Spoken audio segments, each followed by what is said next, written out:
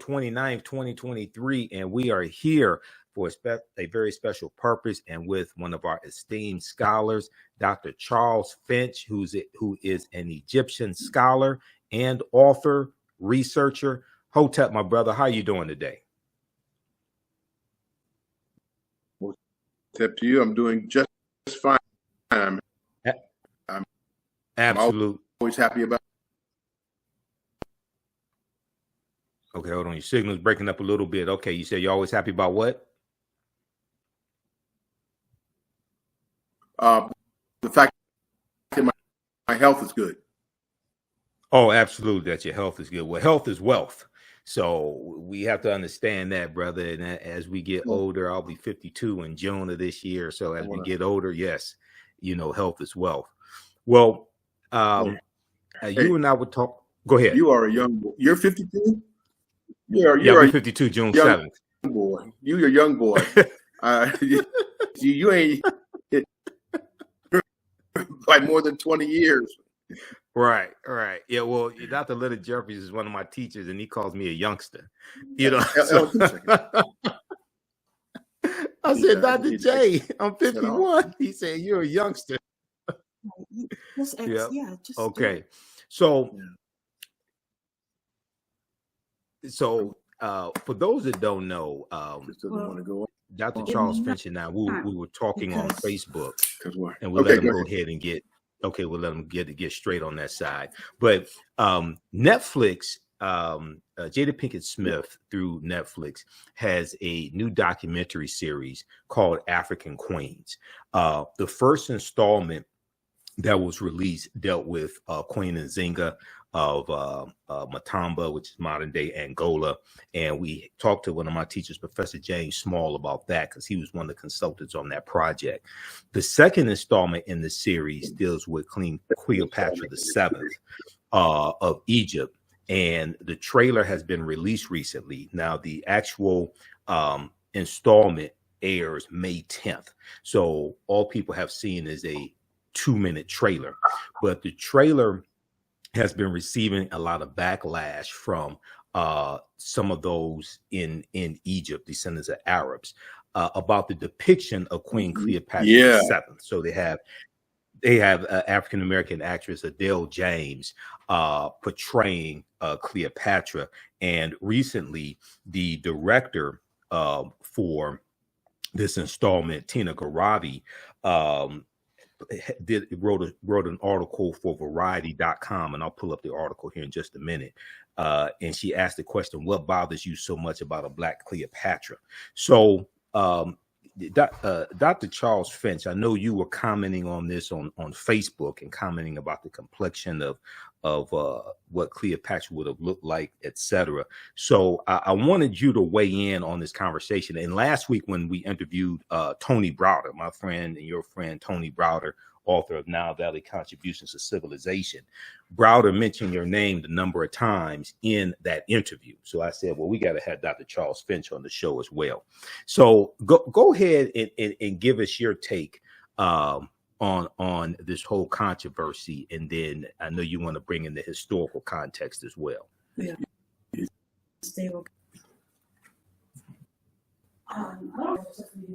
Okay, can you hear me? Go ahead. Yeah, you are breaking up too. You kind of come in and you go out. I don't know what to do about that. You okay. Come in and out. Okay. So can you hear me? Can you hear me? Yeah, I can hear you. Go ahead and tell people what is your perspective on this debate on Cleopatra, and share with us the historical information you wanted to share to put this in a historical context as well. There is no debate. There is none. Cleopatra was descended from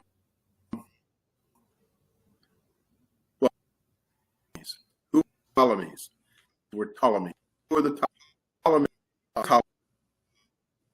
Ptolemy was one of Alexander's conquests, right? And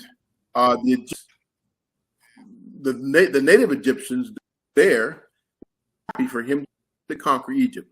Why? Because at that under the domination Persians, and they hated the Persians. The Persians just treated them like slaves, and they were happy to welcome and assist Alexander in his conquest of Egypt because he got rid of the Persians, all right, completely, right, forever. Anyway, the inherited the, I'd say, from Alexander. Alexander died young. Mm-hmm. He was in his early. He divided his empire among his generals, and the general name called Lemy. He inherited, he took over Egypt, and for the next 300 years, and his descendants, ruled Egypt. Cleopatra of the last Ptolemy, all right? Now, what happened was he was extremely dynamic and intelligent, and had her own, I don't know if you want to call it ambitions, or at least her own ideas about how Egypt should be ruled. Why was that an issue? Because strictly speaking, it was supposed to descend to a male. But her brother, at the time that Ptolemy died, passed on, was like 9 years old. Right. Anything else. And so Cleopatra, who was older, she was like 17 or 18, wasn't very older herself, ruling Egypt. And little by little, really assumed all of the power that entailed. Now, by that time, Egypt was under the control. Well, let me see. Yeah, the Ptolemy coming under the control more and more of the Romans. Okay, and this is where the drama of Cleopatra has made such an impact, because those Romans included who? Caesar and Mark Antony. Julius Caesar and Mark Antony. Right. Both of them. Caesar just fell total spell when he conquered Egypt. All right. And not only was he willing to share power with her in Egypt. Oh my goodness. There are those who think that the assassination of Julius Caesar was at least in part motivated by his relationship with Cleopatra, because it looked like, for all intents and purposes, he was going to make Cleopatra empress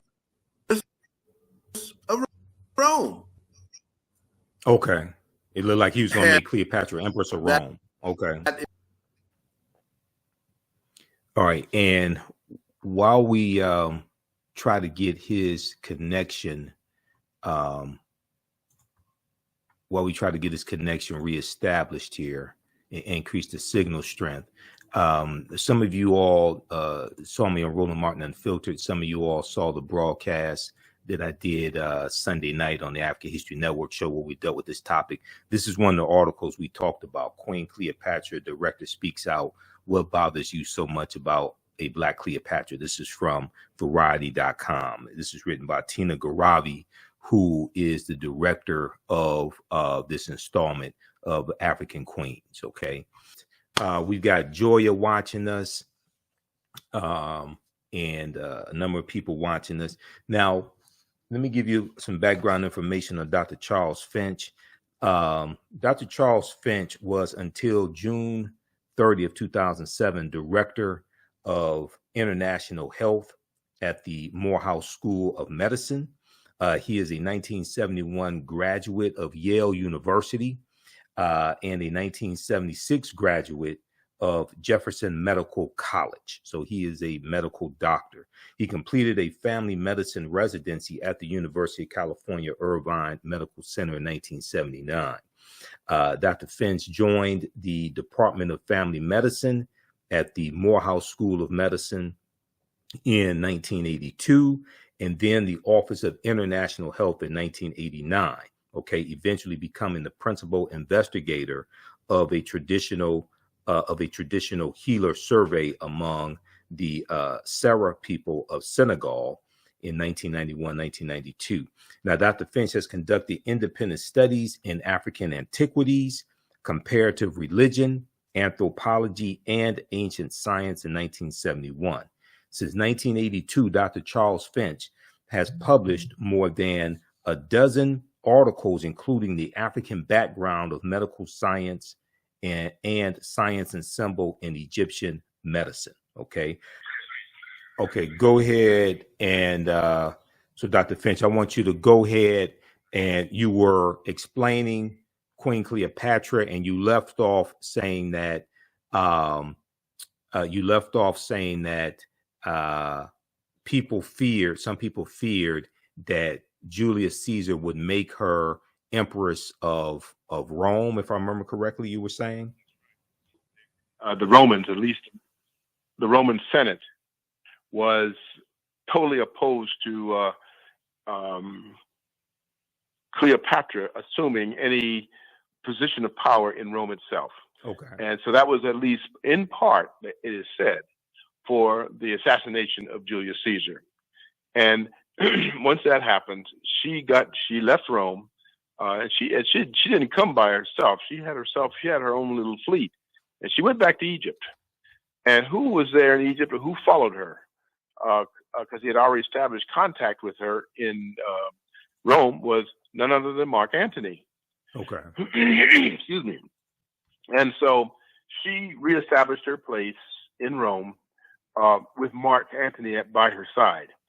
But the problem with that was that Mark Antony was married.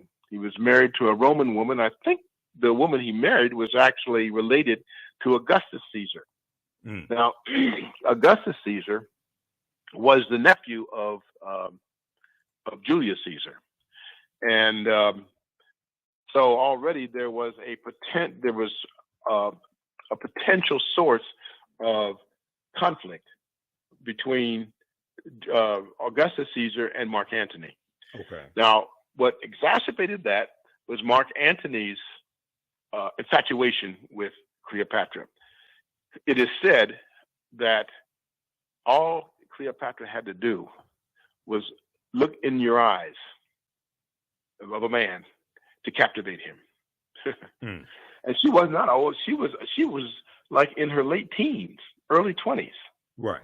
And these men, Mark Antony and Julius Caesar, were each one of them old enough to be her father. They were in their 40s, 50s even. So, but that was Cleopatra. She had this aura, this lure, and she was ambitious to the nth degree, in the sense that she wanted to reestablish the independence of Egypt insofar as was possible with her at the head of state. And she did everything. And part of her, and not part of her technique, was what I want to say, her strategy for doing that was to, shall we say, enrapture Julius Caesar on the one hand and Mark Antony on the other. And each one of them fell into her, like I said, fell under her spell, you might say, right, one by one. And she, especially after Julius Caesar was assassinated, she went back to Egypt. And I don't know whether Mark Antony actually followed her or was with her or was in Egypt. No, I think he followed her, or maybe was even with her when she went back to Egypt to reestablish her reign and her rule. But the problem for her design, shall we say, her ambition was none other than Augustus Caesar, who was Julius Caesar's nephew. Okay. And Augustus in Latin means great. All right. Right. greater powerful. And he got that. He gave himself that name. In fact, our month August is named after him. Right, Augustus Caesar. Right.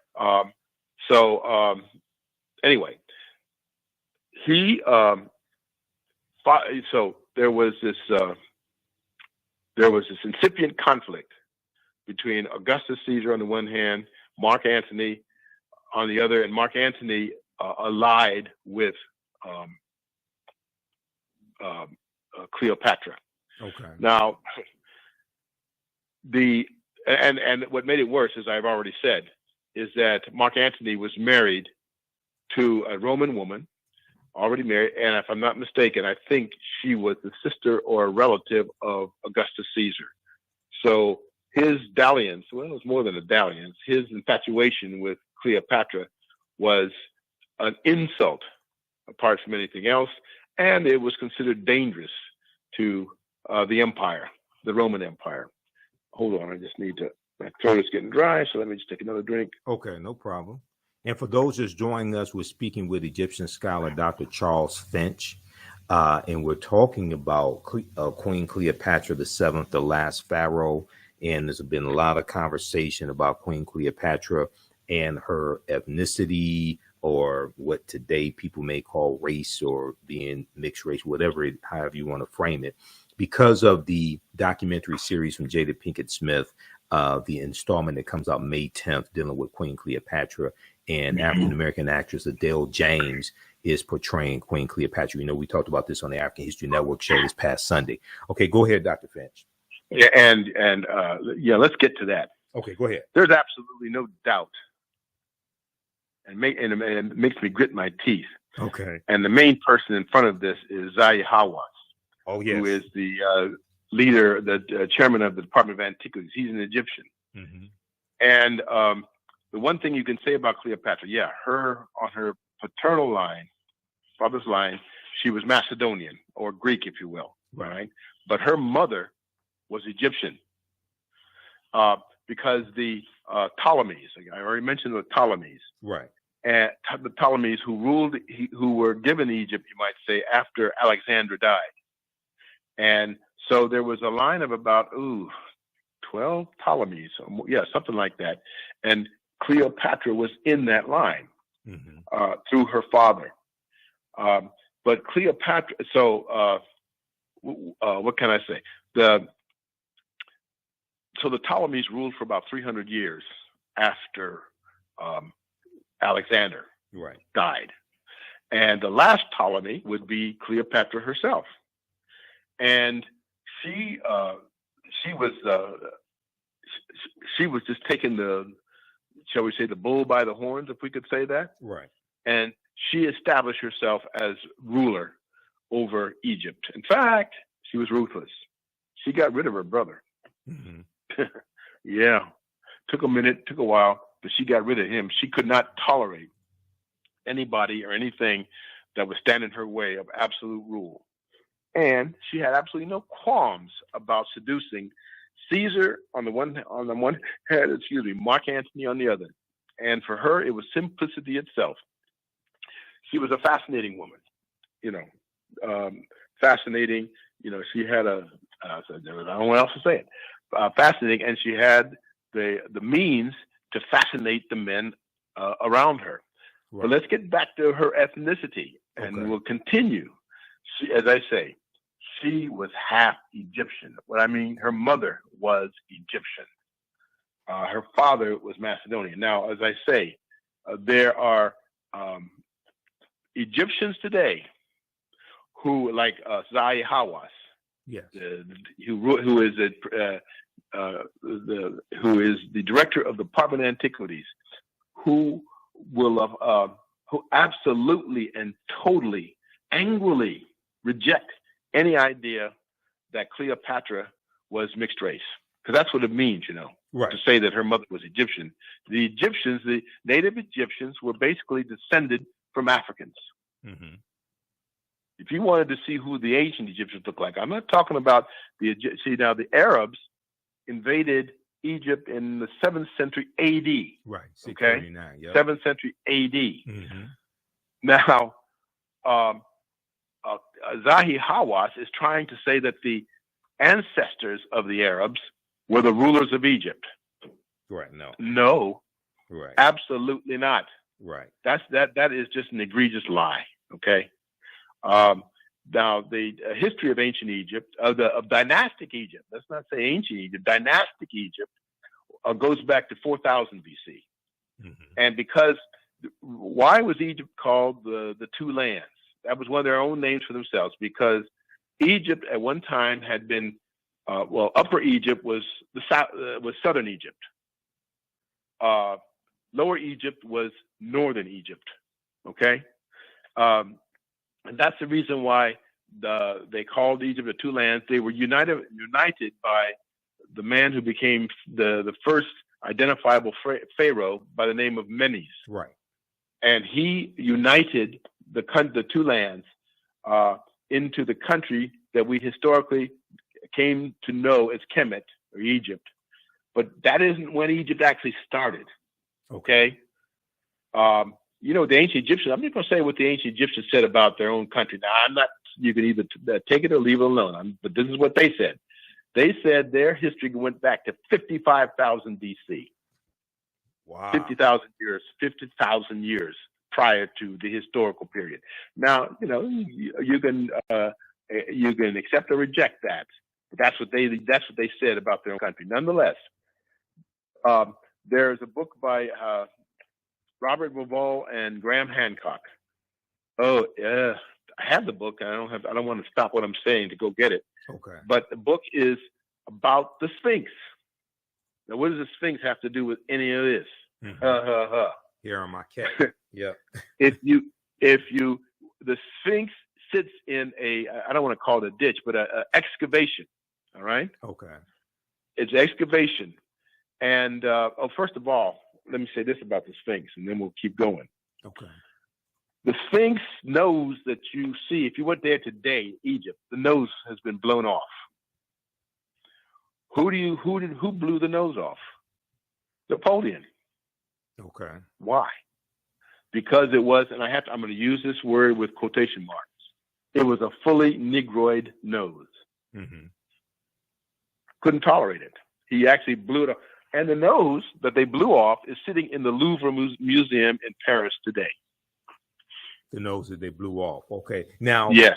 Now let me ask a question. Now, so in Nile Valley Contributions to Civilization by Tony Browder, he cites sketches he talks about how the nose was deteriorating over maybe hundreds of years or something like that. So say it again. Got distracted for just a second. Repeat what you just said. Yeah. In Nile Valley Contributions to Civilization, Tony Browder talks about how he cites sketches of the Sphinx, and he talks about how the nose was deteriorating over time. Now, was it deteriorating? Was the nose deteriorating prior to Napoleon shooting the nose, or was the nose totally intact, not deteriorating, and it was Napoleon who solely destroyed the nose? Do you know? I think that's that is a more accurate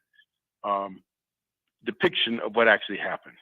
Which one? I think the nose, because if you go and see that, like I said, they didn't lose or get rid of the nose. The nose, you could actually, I don't think they show it, but it's sitting there in the Paris Museum, undisturbed.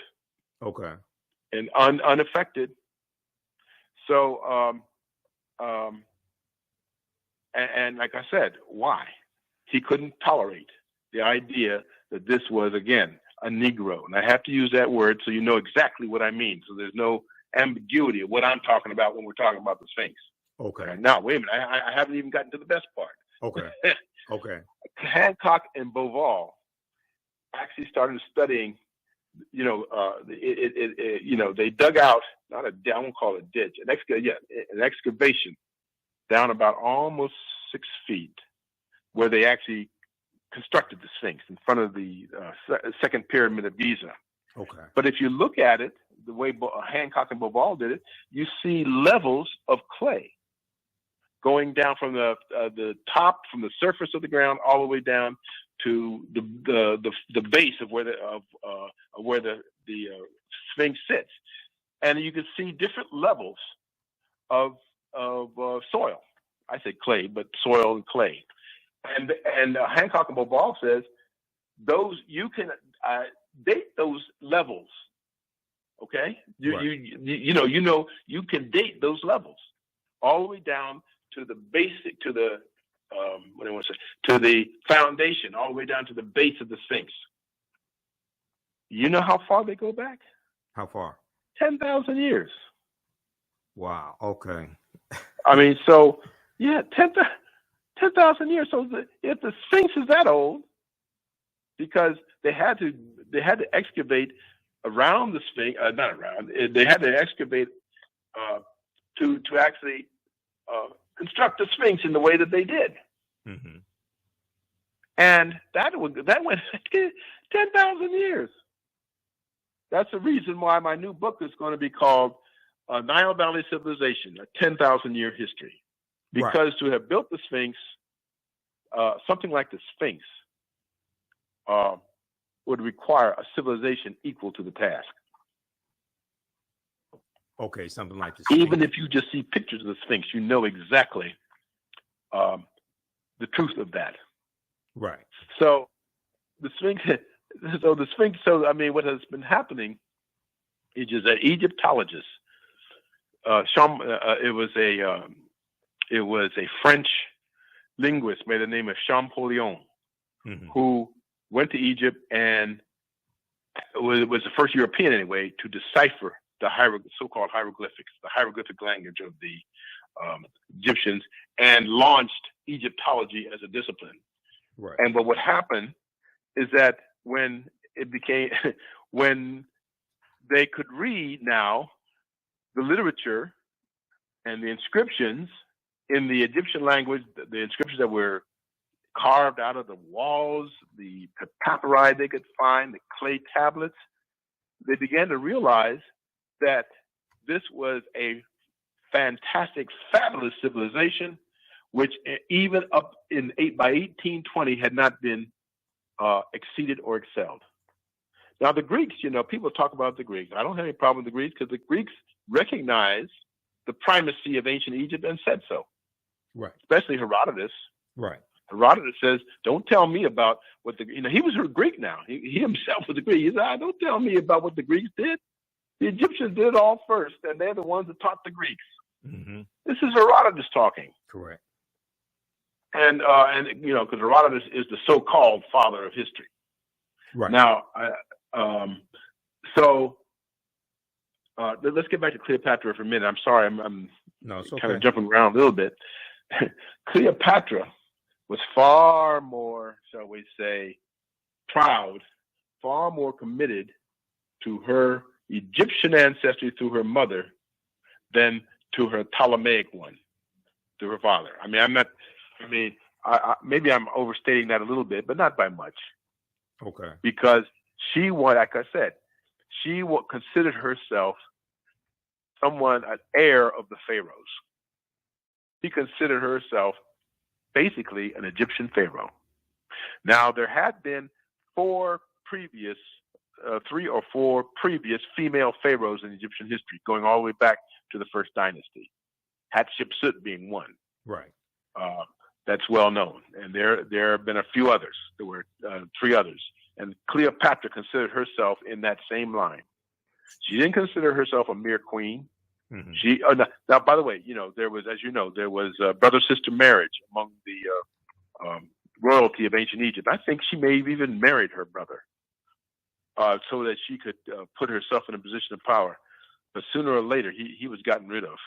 Right. Cleopatra was ruthless like that, but she's extremely dynamic, though. And as I said, she knew how to wrap, and men just kind of, she wrapped them around her little finger, as they said. And you know what happened when Augustus, as we know, it was Julius Caesar that came first. Right. And she wrapped him around her finger. Then Mark Antony came second.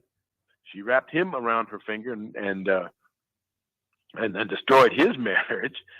And then and then he eventually committed suicide because Augustus, the fleets of Augustus had defeated his fleets, his military arm, and he committed and also Cleopatra had fled the field of battle, and he just became totally dispirited, and he wanted to go back to Egypt, literally, and this sounds melodramatic, but so he could die in the arms of Cleopatra, if you can imagine that. Right. Yeah, but, this seems all very, hokey and made up in Hollywood and movie, but it happened. Yeah, it sounds like a movie, but yeah, it did. And he committed suicide. She committed suicide as well. She dies in 30 BC. So you mentioned her mother. Now, from some research on this, is believed her mother was Cleopatra V. Is that correct? No, I don't think. No, I haven't seen that. Okay. All I've ever heard or seen is that her mother was Egyptian. Okay. And by the way, Zahi Hawass just rejects that. Now, not that he has any reason for objecting it, but he wants to remove all traces of Africa from at least from the dynastic line of ancient Egypt.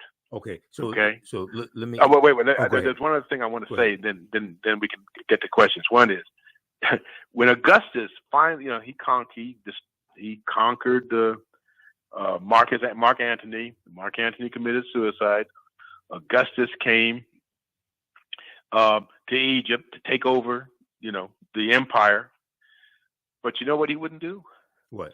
He wouldn't look Cleopatra in the eye. Because by that time she had such a reputation that he was afraid of getting hypnotized by her. Right. If you can imagine that. Right. He would not look her in the eye. And it was after that encounter with Augustus that the famous story that Shakespeare and everybody else sort of repeated. She took an asp, which was a cobra. Mm-hmm. And she actually took it in her hand and had it sink its fangs into her. Can you imagine? Right. He had a flair for the dramatic, that's for sure. And she died that way. Right, from a snake bite. I'm sorry? From a snake bite. Yes, from the snake bite. And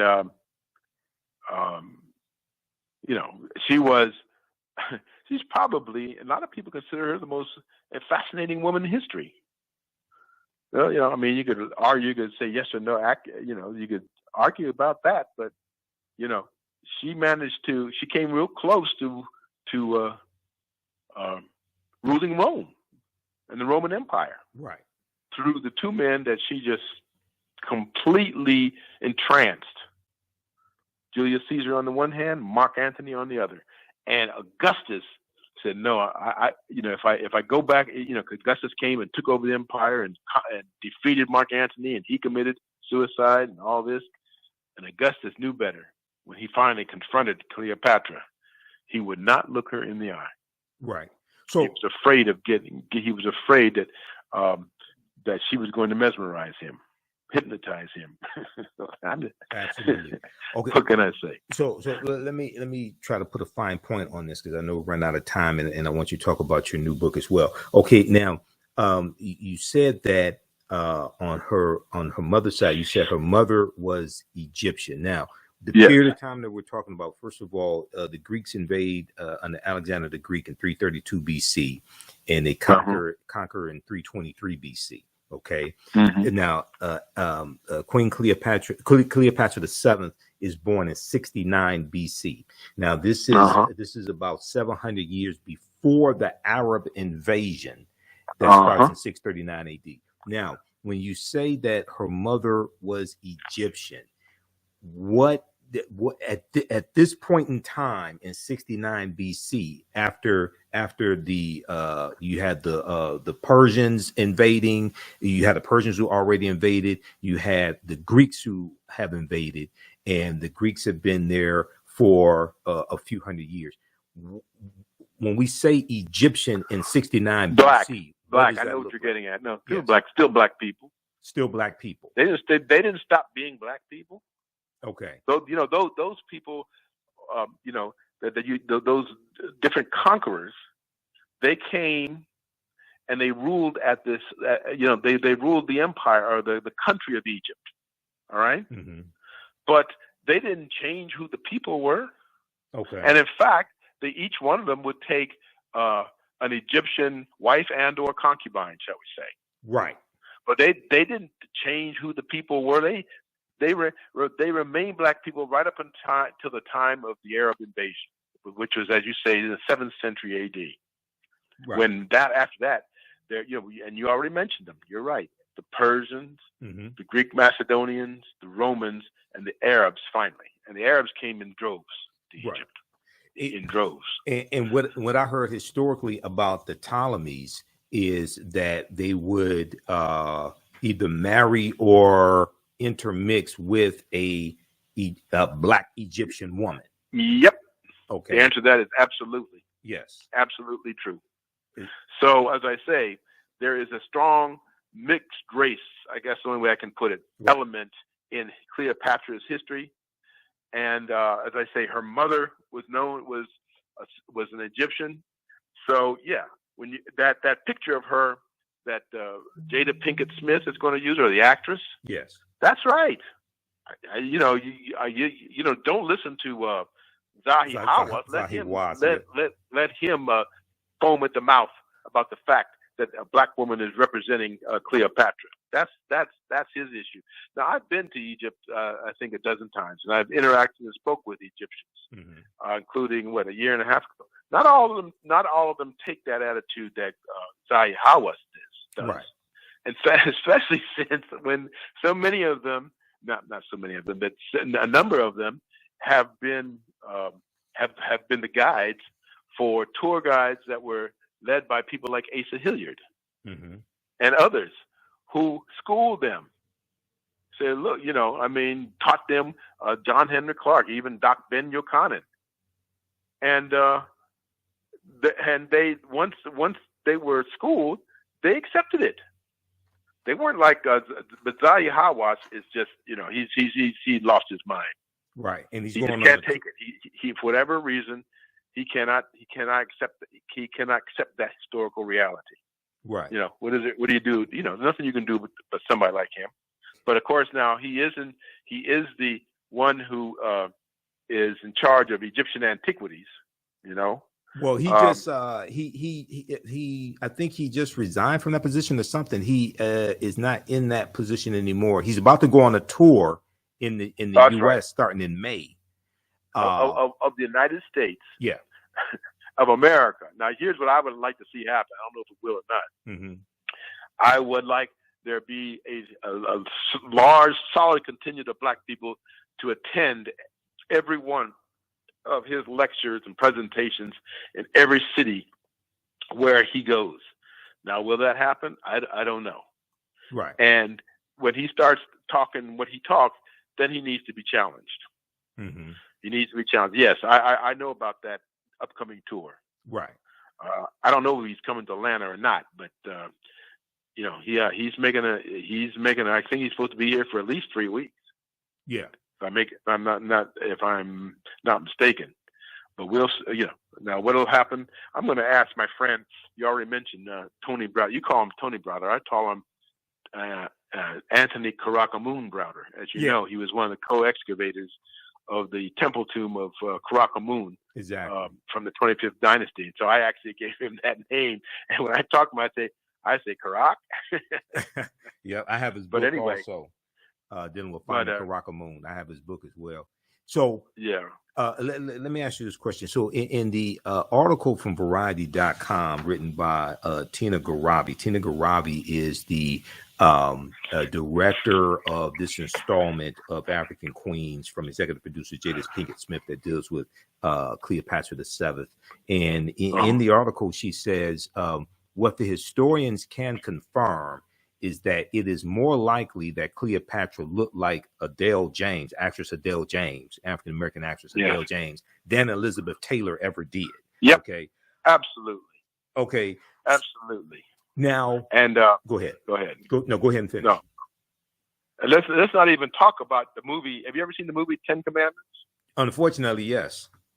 Yes. I've seen it.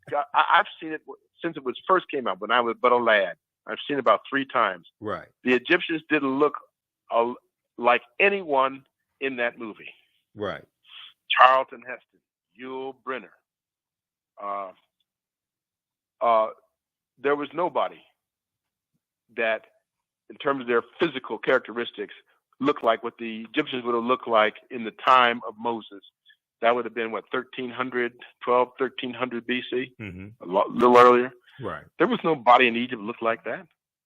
But, this is Hollywood. Exactly. Now, I don't know why, we don't have to get off into that too much. Right. But there's been a systematic attempt.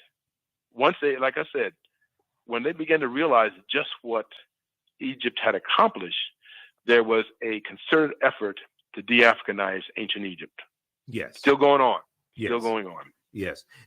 So further in the article, and there's one other quick article I want to just highlight that just came out Thursday also, and then I want you to talk about your book, and we're going to give you a website address as well. So further in the article, Tina Garabi says, so was Cleopatra black? We don't know for sure, but we can be certain she wasn't white like Elizabeth Taylor. She says, we need to have a conversation with ourselves about our colorism and the internalized white supremacy that Hollywood has indoctrinated us with. Because in the article, she talks about how Cleopatra being portrayed white somehow for some people increases her value or increases her worth. Whereas portraying her as a melanated person who has some like black African ancestry somehow cheapens her worth, lessens her worth. Yeah, I mean, you see, I used to foam at the mouth with this kind of stuff. I used to grit my teeth and foam at the mouth and get angry and wanting to hurt people, whatnot. When you would hear stuff like that. I'm at the age now, but what I do is laugh at them. Right. I laugh at these people. I laugh at the ideas. I laugh at what they're trying to say. Exactly. No. Cleopatra didn't look anything like Elizabeth Taylor. Nothing. And Moses didn't look like anything like Charlton Heston. Right. And Ramesses II didn't look like Yul Brynner. Right. Jeez. Right. Exactly. And this is propaganda from the media. Why? So in talking to you and coming up with the title for this interview, you refer to Queen Cleopatra as the last pharaoh. Okay. Yeah. And some people who I guess think they know about African history but really don't said, oh, she wasn't a pharaoh, or the last pharaoh was 600 years before that. What happened? Why do you refer to Cleopatra as the last pharaoh? Because that's how she thought of herself, and that's what she called herself, and that's in effect. She did have Egyptian ancestry. Yes. So she wasn't just a Ptolemaic Macedonian. Right. She kept, and even the Ptolemies got so that they de-emphasized their Macedonian ancestry and increasingly Egyptianized themselves, and married into the local populace, as we've already seen. Right. So they considered themselves, they wanted to rule in the line of the pharaohs. They weren't trying to be Macedonian kings. They wanted to be thought of. They wanted to live like and be thought of as pharaohs. And Cleopatra was no different. She was, as far as she was concerned, she was an Egyptian. And therefore, she was a pharaoh. She was a pharaoh, and she was either the 4th or 5th female pharaoh in Egyptian history, because there had been women pharaohs in Egyptian history. Right. Exactly. Early, going all the way back to the first, the earlier dynasties. Yes. Okay. And then lastly, there was this article that just came out Thursday, April 28th. And NBC News has this article. Zahi Hawass is quoted in it, of course. Now, this one, this contains a statement from the Egyptian Ministry of Tourism and Antiquities. But the name of this article is "Cleopatra Was Not Black. Egypt Tells Netflix in Growing Feud Ahead of New Series." Okay. And I just want to highlight something here, because it's important for us to have scholars like you and others that push back on nonsense like this. Okay. In this article here, let me bring it back up here. Just seconds. I have it on the screen. Okay. So it says that Queen Cleopatra, which is released May 10th, features Adele James in the lead role, a casting decision that the streaming giant Netflix says is, quote, a nod to the centuries-long conversation about the ruler's race, end quote, but which officials in Cairo have dismissed as, quote, blatant historical fallacy, end quote, blatant historical fallacy. The government stated, the government statement from Cairo, the government statement issued Thursday marked an escalation in a feud that has sparked demands for the show's cancellation amid a broader debate over representation in popular culture. So they go on to cite the Egypt's Ministry of Tourism and Antiquities, argued that the documentary nature of the feature, quote, requires those in charge of its production to investigate accuracy and rely on historical and scientific facts, end quote. They quote Dr. Mustafa Waziri, Secretary General of the Supreme Council of Antiquities, said in the statement that Cleopatra's appearance in the show was, quote, a falsification of Egyptian history and a blatant historical fallacy, end quote. I know you've hit on it before, but for those just tuning in now, how would you respond to that? Besides getting mad, Yes. angry, ready to go, I love to go face to face and chin to chin with any of these people. It reminds me of the situation of the Cairo Symposium in 1974, Mm-hmm. when Sheikh Anta Diop, Yep. not Diab, Diop, and Teofilo Benga, Yes. faced off against a phalanx of European and Egyptologists, Yes. about just this very issue. And after this debate was concluded, the moderator debate says, well, only Doctors Diop and Obenga came to this discussion, this debate, prepared to make their case. Mm-hmm. That the ancient Egyptians were an black African race, and they won the day. Now, this is 1974, and they were up against Europeans and Arabs who were trying to remove all trace of Africa from the ancient Egyptians. Can you imagine? They'd been in Africa for thousands of years, and they were trying to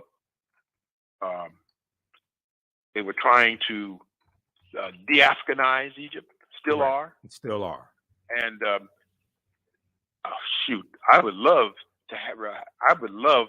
to renew that debate. Yes. I would love to do that. We need to. And so would Browder, huh? Yeah, we need to. Now, your website is charlessfinch.com, charlessfinch.com. And we'll bring your website here up on the screen. Tell people about your latest book. Okay.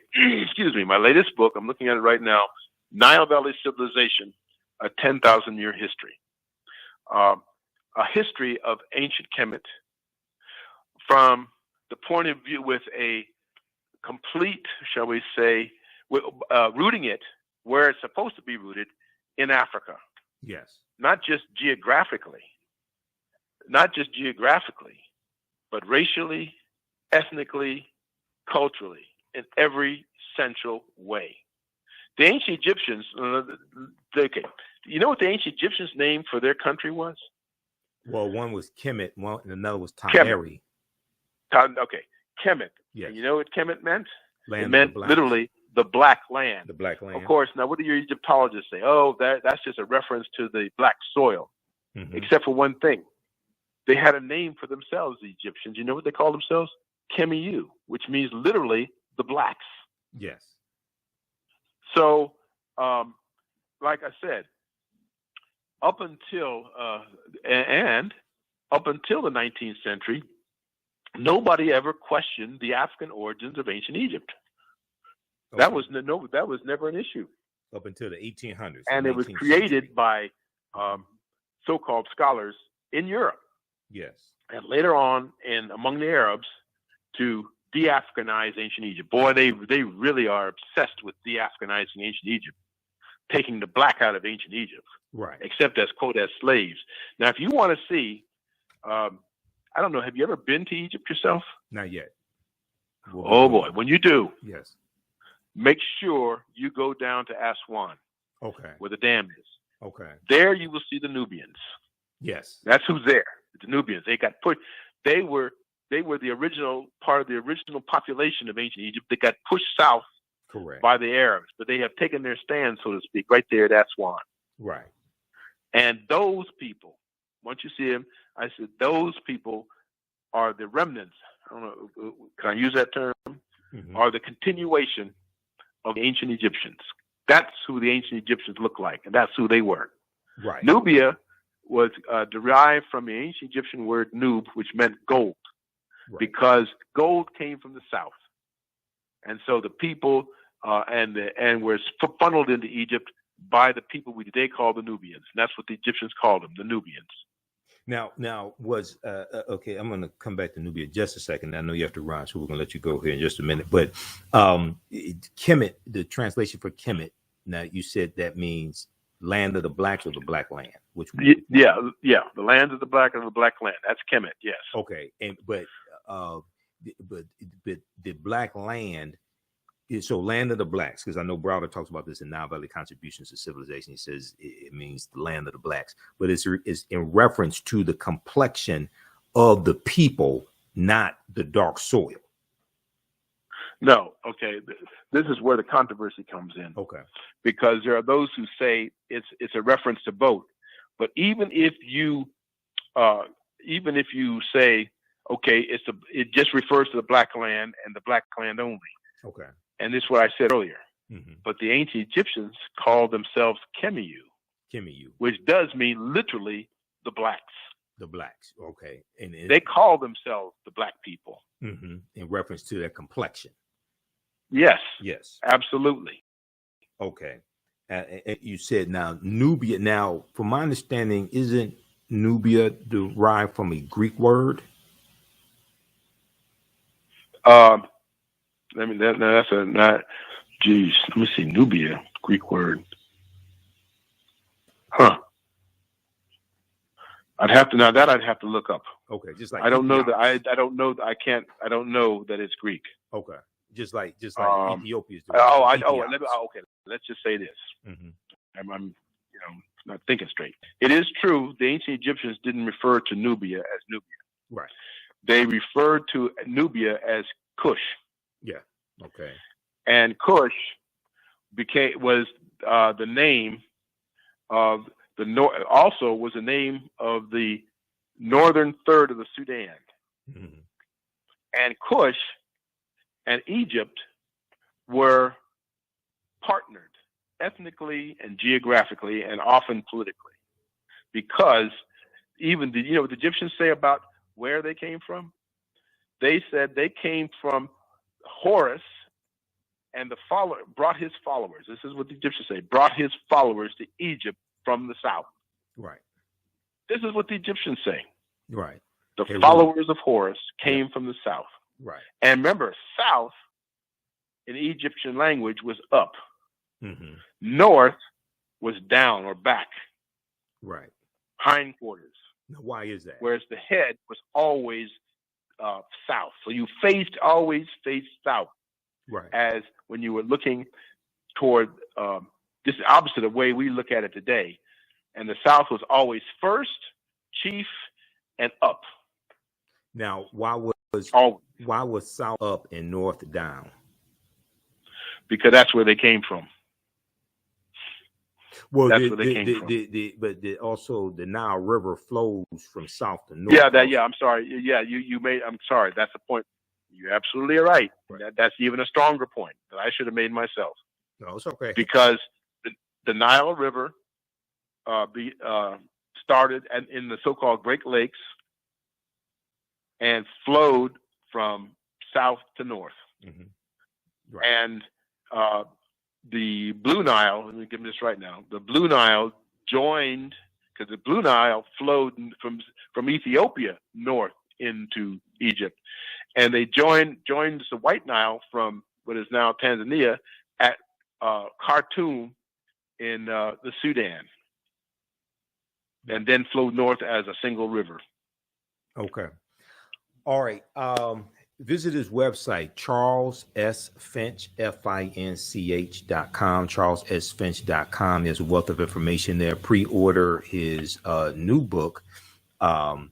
This deals with Nile Valley civilization, a 10,000-year history, and much of what has been written about African history and culture. Much has been written about African history and culture, and yet one will comb the vast literature nearly in vain for a complete and comprehensive survey of African civilizations by a single author. The multi-volume UNESCO General History of Africa 1 is in effect an anthology, and while valuable and wide-ranging, suffers the limitations that all works of collective authorship do. Okay, so this is a fantastic new book. Tony Browder mentioned it last week when I had him on the show, and I said, well, we got to get Dr. Charles Finch on this week. So visit his website to pre-order this book now, Nile Valley Civilization, a 10,000-year history. How can people get in contact with you, Dr. Finch, if people want to bring you in to do lectures or teach classes or anything like that? How can people contact you? I'm trying to do less and less of that. I don't like traveling as much as I do anymore, but they should do it the way you did it. Okay. Email is probably the best way. Okay. And they can email you through the website. That's the way they I can prefer. Contact you through your website. They can contact you through your website also, right? Yeah, that's another way. Okay. Email or website. My email is charlessfinch@gmail.com. Charles, the one word, lowercase, charlessfinch@gmail.com. All right. Well, look, brother, I know you have to run. Thanks for taking time out of your busy schedule. And we worked through the technical difficulties. First, we had you on. We finally did, yeah. Via the internet, and we could see you, but then the internet was acting up. So then he said, hey, can we do this by phone? So I said, okay, yeah, I'll call you through Skype. It's technology. We have to understand how to navigate this technology to get the information out, brother, by any means necessary. All right. Well, I heard that. You have a great day, man, and we'll talk soon. Thank you. Okay. All right, brother. Hold tight. Thank you. Thank you very much. Okay. All right, peace. All right, everybody. That was Dr. Charles Finch. And thanks for joining us today. We're going to be here for a little while longer because I teach my online history class today, Saturdays, 2 p.m. to 4 p.m. Eastern Standard Time. So don't go anywhere. We have more information for you. If you like this type of information that we provide at the African History Network, you can support us, $ the AHN Show through Cash App, $ the AHN Show through Cash App. Also through PayPal, paypal.me/the AHN Show. Visit our website, theafricanhistorynetwork.com, theafricanhistorynetwork.com. This helps us keep doing the research, stay on the air, keep broadcasting, finance the Sunday night show, the African History Network show that I broadcast on 9:10 a.m. Superstation WFDF. I've been broadcasting the African History Network show for 13 years. 7 years on 9:10 a.m. WFDF. So we're on Sundays, 9 p.m. to 11 p.m. Eastern Standard Time. Here's our PayPal, Cash App information right here on the homepage of our website. So if you want to support us, $10, $15, $25, $50, $100, whatever it is, it definitely helps. You can click right here for the Cash App link as well as the PayPal link. This is our official Cash App account, $ the AHN Show. And when you go to it, it'll say Michael and show my picture there. These other ones are fake African History Network Cash App accounts. There are 5 that I have identified that have been stealing money from us, fake African History Network Cash App accounts. Our Cash App tag is $ the AHN Show, SHOW. If you type it in, make sure you type in the full tag because these other fake ones will show up before you type in, the HOW. Okay, so that's why I put it right here and put our actual link here. I've contacted Cash App. They've opened an investigation as slow as Heinz ketchup. And it was last year that I opened up this investigation. I'm still trying to follow up on them.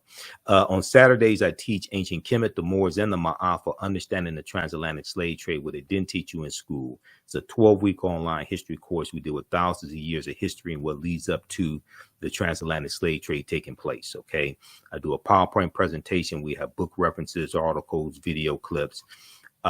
So you can register for the class right now. As soon as you register, there's you'll be able to join us for the day's class, and you can go back and watch the previous classes also. Okay, so we deal with history, thousands of years of history, look at what leads up to the transatlantic slave trade taking place, and also we look at, we go through and analyze the transatlantic slave trade. We look at the 800-year occupation of Europe by the Africans known as the Moors as well. Okay, so in this class, Saturday, April 29th. Then on the class is on sale $60, regularly $130. On Sundays, I teach Black resistance movements from the Haitian Revolution, U.S. Civil War, Civil Rights Movement, and Black Power Movement, 1800 to 1968. We go through and look at history chronologically. Next class will be on Saturday, April 30th, 2 p.m. to 4 p.m. Eastern Standard Time. Okay. We have a bundle pack. You can register for both of these classes for only $100. You can use this information with the children as well. I would say the information is PG-13. So it's not overly graphic. We won't do a lot of cursing or anything like that. It's not crazy like that. Okay. So you can register for the class, and there'll be 5 of my lectures in the video library in digital format. So you get a bonus of 5 of my lectures also. Now, it took me, I've been teaching this class on and off for 7 years, and I started teaching it back in 2017. I've studied history 31 years. You see me on Roland Martin Unfiltered. You see me on Faraji Muhammad Show, The Culture. Many of you all watch the African History Network show and been following us for years, even when I was on Blog Talk Radio. So with this class, this evolved out of a lecture that I did in January 2014 called Understanding the Transatlantic Slave Trade, what they didn't teach you in school. And that was about 7 years of research. That it was a 4.5-hour lecture. But we can't start studying our history in slavery, even with transatlantic slave trade, which is important to study. We can't start in 1619 or in the 1440s when the Portuguese get involved. In 1441 with Anton Gonzalez. We have to understand the history chronologically and deal with the 800-year occupation of Europe by the Africans known as the Moors, who enter into the Iberian Peninsula today known as Spain and Portugal in 711 AD. Now, this course not only deals with the transatlantic slave trade, but it also deals with the thousands of years of history that leads up to the transatlantic slave trade taking place. August 20th, 2019 marked the 400th year anniversary of the 20 and odd Africans who came into Point Comfort in Virginia on August 20th, 1619 on the White Lion pirate ship, in what would later be called the colony of Virginia. Now, this year of 2019 was known as the year of return, as many African Americans were reconnecting to Africa, especially West Africa, and traveling to Ghana and other West African countries.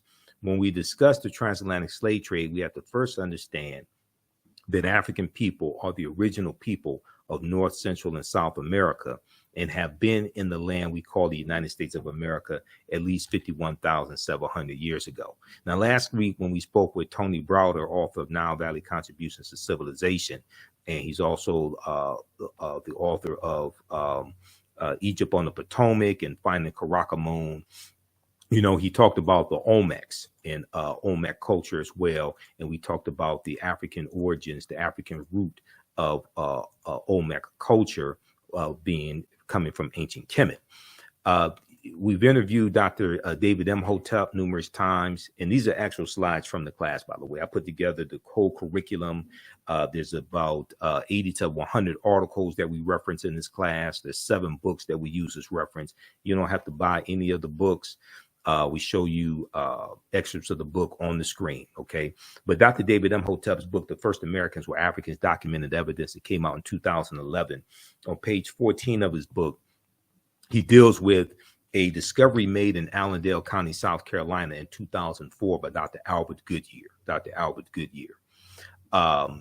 Evidence of a African presence 51,700 years ago in Allendale County, South Carolina. Okay. And people are asking for my email address. You can email me right through the website. Go to theafricanhistorynetwork.com, theafricanhistorynetwork.com. And you can email me right through the website. Also, we have the website up here on the screen. And then also you can email me as well at ahnshow@theafricanhistorynetwork.com, ahnshow@theafricanhistorynetwork.com. Okay. All right. Now,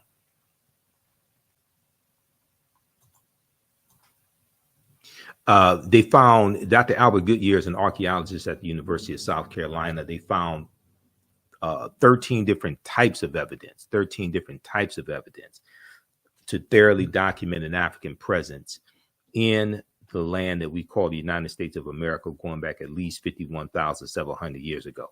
They found artifacts, architecture, campsites, carvings, Egyptian writings, footprints in lava, genetic M174D haploid groups dealing with DNA and genetics, linguistics, paintings, skulls, skeletons, structures, and tools. Okay, they found 13 different types of evidence fairly documenting an African presence in this country that we call the United States of America, going back at least 51,700 years ago. Okay, so it's totally ridiculous for people to think, especially for African Americans to think, that African people first came to this land as slaves, conquered and shackled by Europeans. Okay. That's a total misunderstanding of history. Now, this is a picture of Dr. Albert Goodyear. He's a white archaeologist. This is an article from ScienceDaily.com, that came out in November 18th, 2004. The article is about 19 years old. It's still at ScienceDaily.com. You can go back and read it. It's called New Evidence Puts Man in North America 50,000 Years Ago. New evidence puts man in North America 50,000 years ago. Here's a summary of what the article says. Now, this is not my summary. This is the summary coming from ScienceDaily.com. Radiocarbon tests of carbonized plant remains where artifacts were unearthed last May along the Savannah River in Allendale County by University of South Carolina archaeologist Dr. Albert Goodyear indicate that the sediments containing these artifacts are at least 50,000 years old.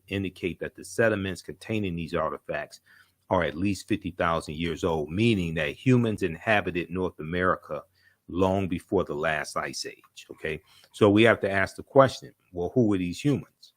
Okay, who was on Earth 50,000 years ago, 51,000 years ago?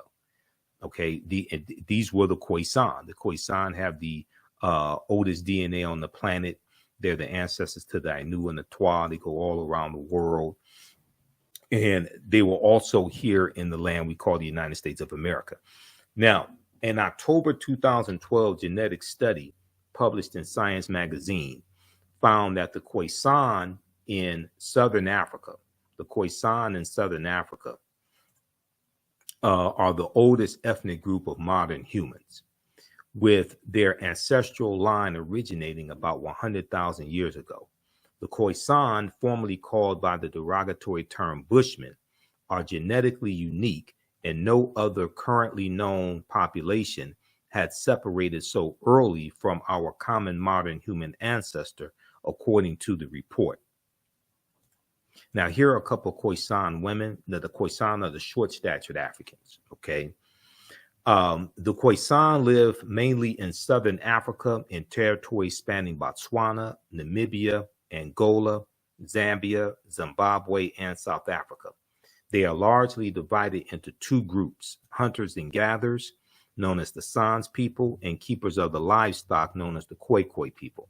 The Khoisan languages include the distinctive click sounds, that are not found in the languages of their neighbors. Okay, AtlantaBlackStar.com has a good article entitled 5 Ethnic Groups That Prove the First Humans Were Black. Okay, and some of you will have seen the interview from April 17, 2014, where I interviewed my friend Runoko Rashidi, and we were talking about Chevalier, Joseph Boulogne, and the Moors and the Black Madonnas in Europe. And we're rebroadcasting that interview as well, because the movie Chevalier is out, that talks about Joseph Boulogne, who is also known as the Black Mozart. Okay, and he was born in Guadeloupe. He was half French and half African. But the interview I did, in that interview with Runoko Rashidi, he talks about articles that he was writing for AtlantaBlackStar.com. All right, now, how's everybody doing today? Give us a thumbs up, give us a heart, give us a like on this broadcast. Be sure to register for this online class. And we have the bundle pack on the homepage of our website, theafricanhistorynetwork.com, theafricanhistorynetwork.com, for the online classes. So you get both online classes and you get bonus content as well. It's only $100. It's a $300 value. Even after the course is over with, you'll still have full access. You can go back and watch the entire course. Okay. Or you can watch as much as you want to. All right. So we look at different archaeological discoveries that have come out in the last 15 to 20 years. There was a big discovery that came out in 2010, found on the Greek island of Crete, and they found stone tools that date back at least 130,000 years ago. Okay, stone tools on the Greek island of Crete. Over the course of 2 summers, archaeologists say are at least 130,000 years old, which is considered strong evidence for the earliest known seafaring in the Mediterranean, and calls for rethinking the maritime capabilities of pre-human cultures. Okay, so we go through and look at discoveries like Tanis Heraklion, the lost city of Egypt, and there are at least 2 lost cities of Egypt. You have Tanis Heraklion, but you also have Dazzling Aten, and Dazzling Aten was revealed in like the last couple of years. This article from YahooNews.com, sunken Egyptian city reveals 1,200-year-old secrets. Okay, so the British publication, The Telegraph, reports that 150 feet beneath the surface of Egypt's Bay of Abu Qir, they found 64 ships, 16-foot tall statues, 700 anchors, countless gold coins, and smaller artifacts. Archaeologist Frank Gardillo estimates that Tanis Heraklion was built around 8th century BC, Okay, so you're talking about more than 700 years before Cleopatra VII was born. Now, these are some of the artifacts that were found at the bottom of the sea. All right, we look at different archaeological discoveries, and when these new discoveries come out, they're causing the scientists, the archaeologists, and the paleontologists to push the timelines back. And we keep finding out that based upon archaeology, we're much older than we've been told, and Homo sapiens are older than we've been told. So Runoko Rashidi, Dr. Charles Finch, and other African-centered scholars have been saying that African people, or Homo sapiens, modern man, are not 75,000 to 100,000 years old, but at least 300,000 years old. This article from NBCnews.com came out June 17, 2017.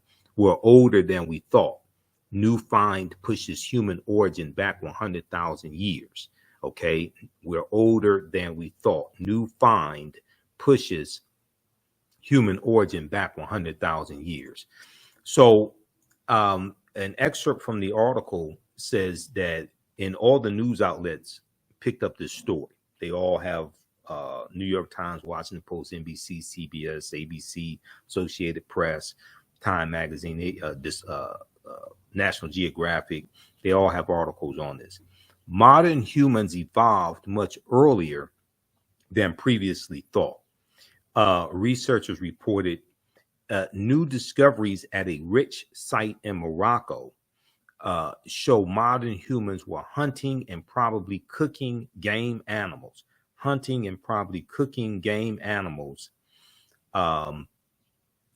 300,000 years ago, which is 100,000 years earlier than what scientists have believed up until now. 100,000 years earlier than what scientists have believed up until now. Now, new discoveries and new dating methods show that, in fact, many of the bones belong to modern Homo sapiens, and they lived as far back as 300,000 or 350,000 years ago. The earliest previous Homo sapiens bones date back 195,000 years ago, and they're from clear across the continent in modern-day Ethiopia. All right, so taken together, the findings show modern humans were dispersed across Africa long before anyone ever thought. And not only were we migrating from the Nile Valley region of Africa into Central Africa and West Africa much earlier than people thought, but we were migrating out of Africa and around the world much earlier than many people thought as well. Okay, so we go through and look at a number of archaeological discoveries. We look at the ancient African presence in Asia and in Europe, the African presence in Europe and things of this nature. African people were the first Asians. The earliest modern human Homo sapiens population of Asia were also of African birth.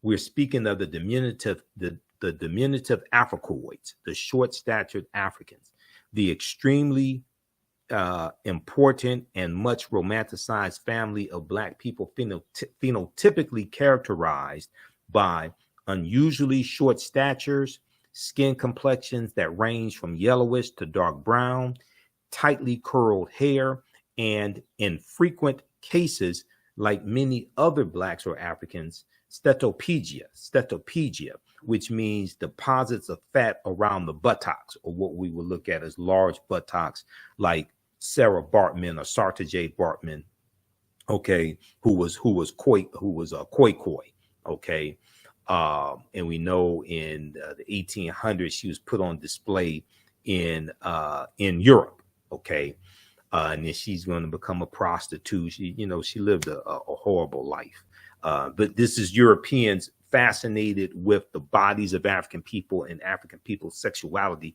and dehumanizing us at the same time.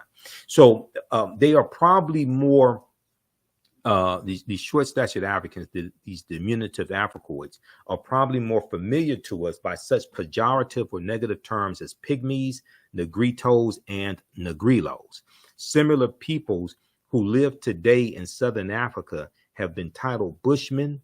More accurate names for these latter people are the San people, translated as original inhabitants. Okay, all right. So we go through and look at this history. We look at the Olmecs as well, and we deal with also the connection between Olmec culture and the new Black Panther movie, Black Panther: Wakanda Forever, that brought in the Latino angle with making Prince Namor Latino, and it dealt with the Spanish colonization of Mexico as well, because Prince Namor is 500 years old, and there's a scene where he goes back to when he was a child, and you see the Spanish colonizers conquering his people and enslaving them. Okay, so we go through, and we also this Black Panther, the first movie and second movie, deals with a lot of African culture and African history as well. Mandinka Egyptian Olmec connection. So this comes from page 82 of the first Americans were Africans, documented evidence by Dr. David Imhotep. We talked about this last week when I interviewed Tony Browder. A major ethnic group among the ancient Egyptian Nubians were the Manding people, Manding, or the Mandinka, an original Niger-Congo homeland in the general vicinity of the upper Nile Valley is probably as good a hypothesis as any for the origin of the Manding.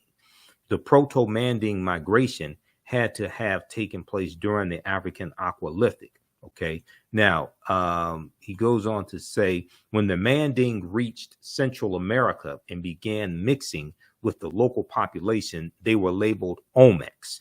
When these Africans reached Central America and began mixing with the local population, they were labeled Olmecs. The Olmecs were supposedly a mixture of the Manding or the Mandinka and American Indians or Amerins, Amerinds. Do not forget that the Manding or Mandinka make up the base of the Olmecs. So the Egyptians, the ancient Kemetic people, the Kemiyu,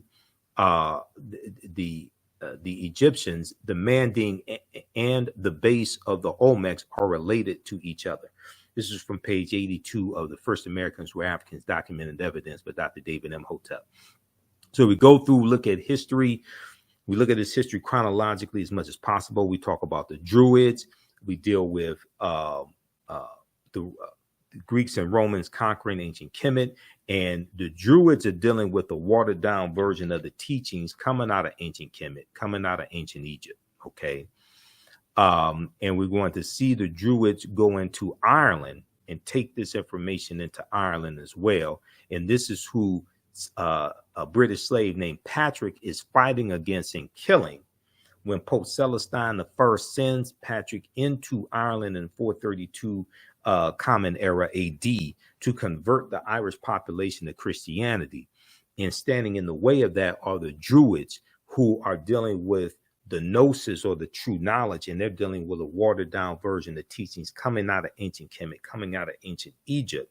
And he is killing the Druids, and the Druids wear a helmet similar to the helmets worn by or the headdress of Nasubitis or pharaohs in ancient Kemet, and they have an asp on them or a cobra, a snake.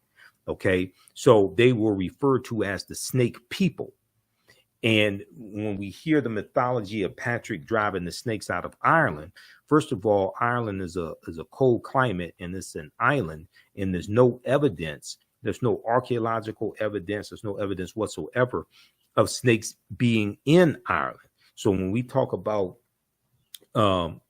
Patrick driving the snakes out of Ireland, they were talking about the snake people who were called Druids. That's who this is, a metaphor. It's talking about symbolically. There were no snakes in Ireland. They're talking about him driving the Druids out, who were dealing with a watered down version of the teachings coming out of ancient Kemet, ancient Egypt, and then forcing Christianity upon the people. So we deal with the 800-year occupation of Europe by the Africans known as the Moors, who are taking the teachings from the Nile Valley region of Africa into Europe, and this brings Europe out of the Dark Ages. They're taking the science and the mathematics and the art and the chemistry, the periodic tables, the medicine, the surgical instruments, all this knowledge they're taking into Europe, and they're Africanizing Europe to varying degrees. And they're also intermixing into the European population, intermixing into the European bloodline as well. We know they lose their last control of the last stronghold of Granada, January 2nd, 1492, in the Spanish Granada Wars. And Christopher Columbus is going to set sail August 3rd, 1492. Okay, we look at things like the Tekken, which is a symbol of ancient, a symbol of resurrection coming from the story of Asar, Aset, and Heru, who the Greeks called Osiris, Isis, and Horus, okay, known as the First Holy Trinity. Now, some of this information may go outside of the circumference of your own awareness. Just because you disagree with it or don't like it does not mean it's not true. It just means you have to do some research to understand what I'm talking about. Now, there were approximately 1,200 Tekkenu built in ancient Kemet, but only about a dozen are found in Egypt today. Many of the Tekkenu removed from Egypt are now in Istanbul, Turkey, London, France, England, London, England, Paris, France, Berlin, Germany, New York, Rome, Italy, Vatican City, and elsewhere throughout the world. The Tekkenu for plural, the Tekkenu are now called obelisks by their new owners, and few know their origin or that they symbolize the resurrection of the African king Asar. So if you read Egypt on the Potomac by Tony Browder, page 17, and this is one of the books we use in the class also, Browder deals with this type of information. Now, once again, you don't have to buy any of these books to follow along in class, but we use the books for reference to document what we're talking about. And I show you excerpts of the book on the screen usually. All right, now, when we look at Freemasonry, the word Mason is derived from the Latin words mass and sun. Mason means child of light and expresses the desire to pursue light, which is a metaphor for the sun, which symbolizes knowledge. The term child of light or sons and daughters of light, which was first used to identify students who had completed 42 years of study in the temples of ancient Kemet. Many Masonic temples were modeled after the temples of ancient Kemet, places where light or knowledge was imparted in a series of steps or degrees. So the concept of going to a institution of higher learning and getting your credentials in a series of degrees, okay, associate's degree, bachelor's degree, master's degree, PhD, etc. That concept comes straight out of ancient Kemet, ancient Egypt. Okay, Kemet meaning land of the blacks. That comes out of the Nile Valley region of Africa. All right, now read pages 18 and 32 of Egypt on the Potomac by Tony Browder. So we go through and look at this history. We deal with the Black Madonnas and child coming from the story of Asar, Aset, and Heru being born of a virgin birth on December 25th. And then the decolorized version of that story, and we see the white Mary and Jesus. We look at different Neteru, the forces of nature, the deities in ancient Kemet as well, like Ma'at. We go through and look at some of the history of the Moors. We look at why Christmas is celebrated on December 25th, and that deals with astronomy. We deal with the film Black Panther. The Panther deity Bast comes from Bastet, which is a neter coming out of ancient Kemet. And Bastet was an ancient Egyptian goddess worshipped in the form of a lioness and later a cat. She was a goddess of warfare in Lower Kemet, worshipped as early as about 2890 BC during the Second Dynasty. Okay.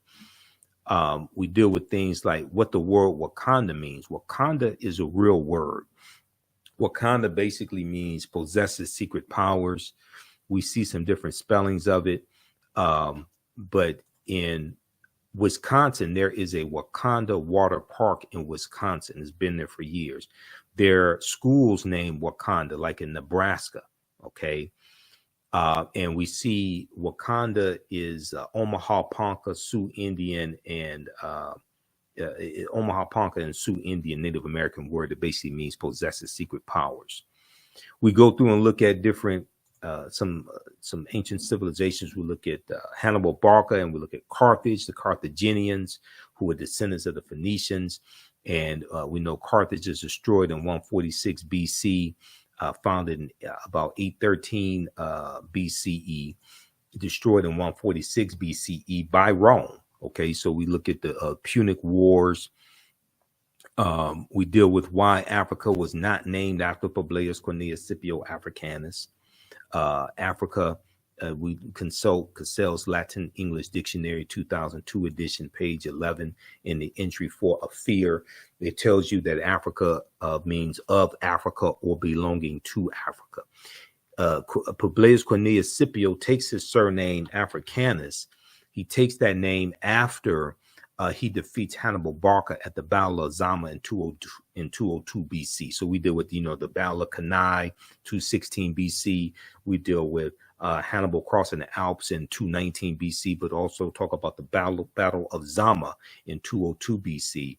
And then we know Rome is going to conquer Carthage in 146 BC, and Carthage is in the area of North Africa that today Tunisia is. Okay, we talk about ancient Nubia as well, and we look at some of these different African empires that Europe tried to claim as their own. They try to say these were Europeans, these were not African people, these were not Black African people. The same way they're doing with Egypt, the same way they're even doing with Queen Cleopatra, and she was not Nubian, she was not full-blooded African, but she had some African ancestry, as Dr. Charles Finch just explained.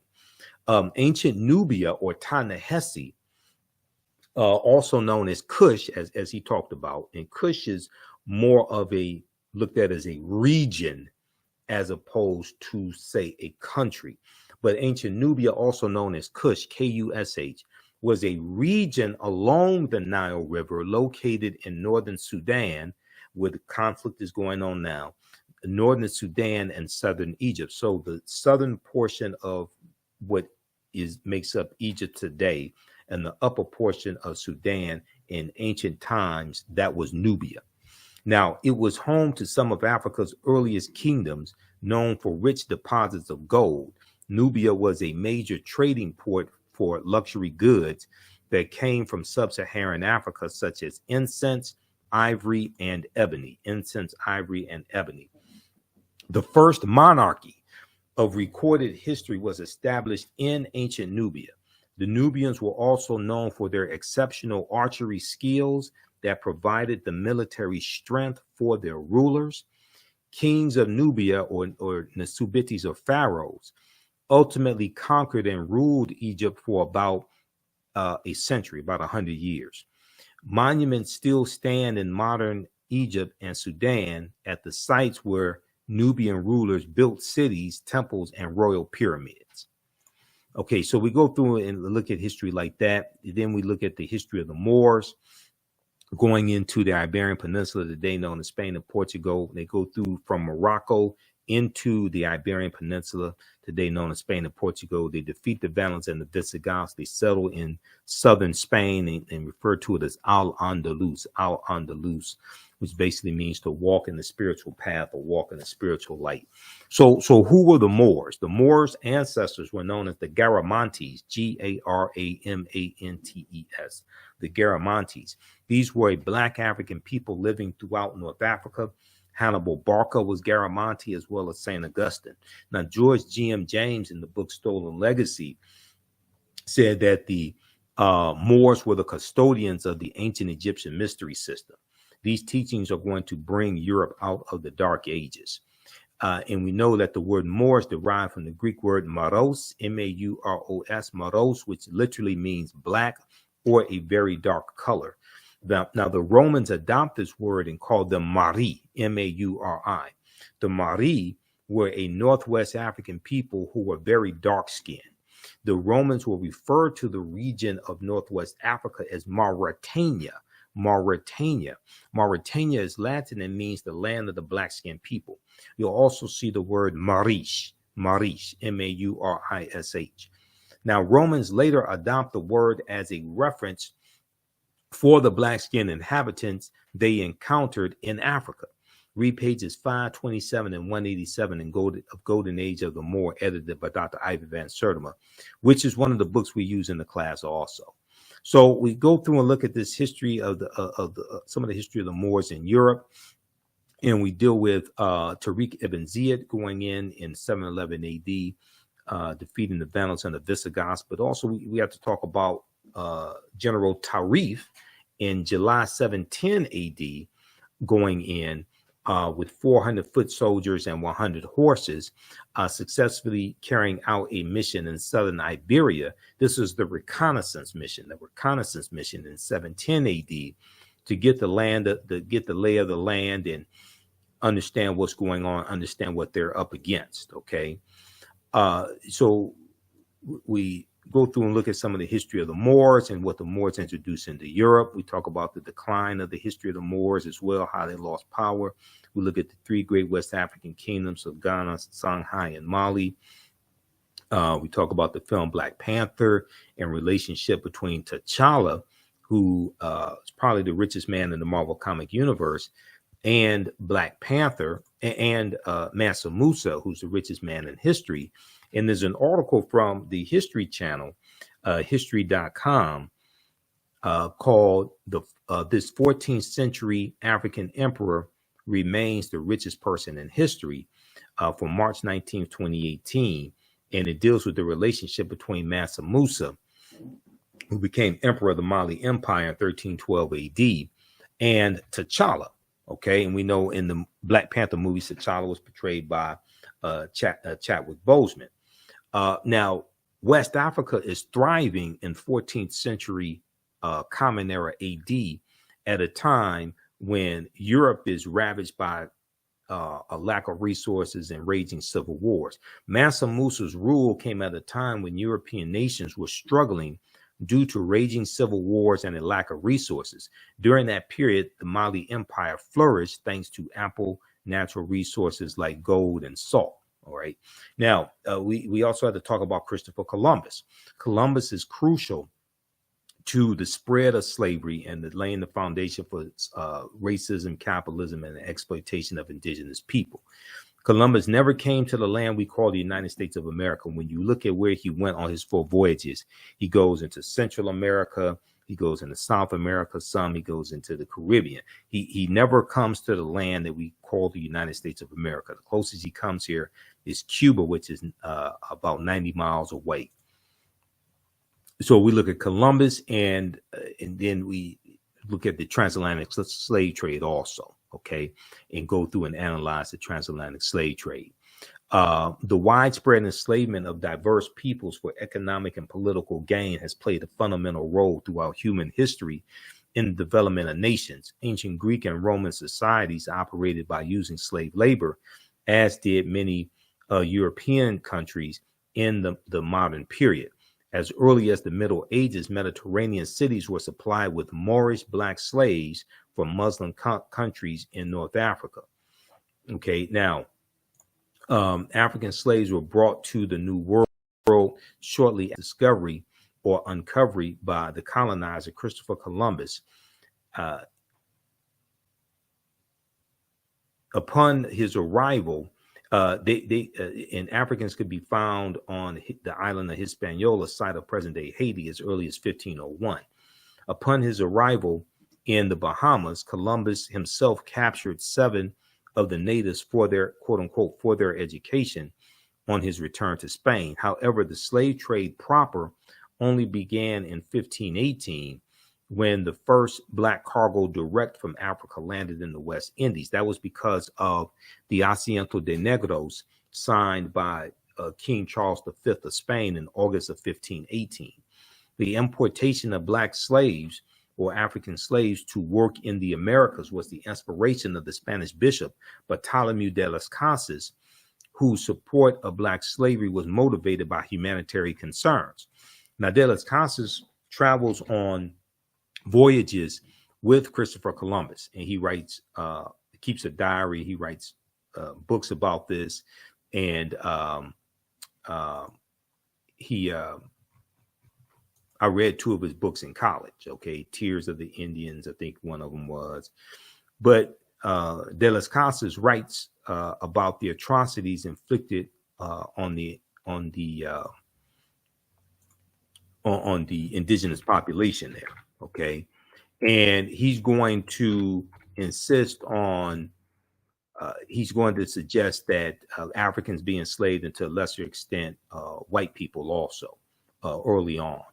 Now, de las Casas argued that the enslavement of Africans and even some whites, proving that in the early period, slavery did not operate according to exclusive racial demarcations, he argued that they needed to stop enslaving the native population because this would save the indigenous American Indian populations, which were not only dying out but engaging in large-scale resistance as they opposed their excessively harsh conditions. As a result, King Charles V of Spain agreed to what's known as the Asiento de Negros, or the Asiento for short, or what's known as a slave trading license. This was in August of 1518. This would later represent the most coveted prize in European wars, as it gave to those who possessed it a monopoly in slave trading.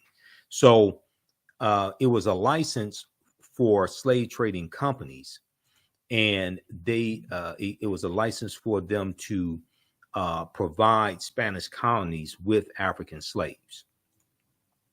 So we go through and look at history like this, and we look at this history chronologically. Okay, so you can register for this 12-week online class, Ancient Kemet, the Moors, and the Ma'afa, Understanding the Transatlantic Slave Trade, what they didn't teach you in school. You can use this information with your children as well.